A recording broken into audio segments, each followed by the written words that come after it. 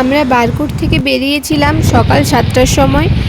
আমরা এখন হার্সিলের উদ্দেশ্যে রওনা দিচ্ছি। হার্সিল লোকেশনটা গঙ্গোত্রী থেকে ঠিক 20 কিলোমিটার দূরে।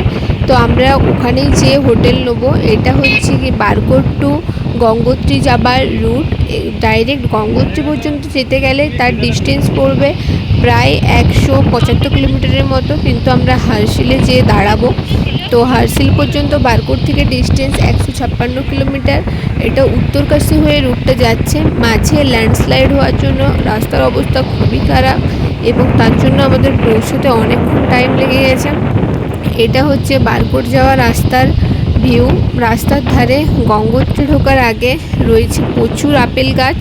এখানে পুরো আপেলের বাগান। আপেলের দামও এখানে খুবই কম।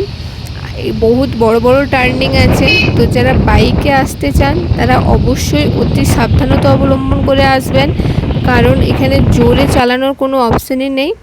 তো এরপর বাকি ভিডিও হার্সিলে যেয়ে হার্সিলের হোটেলে দিচ্ছে।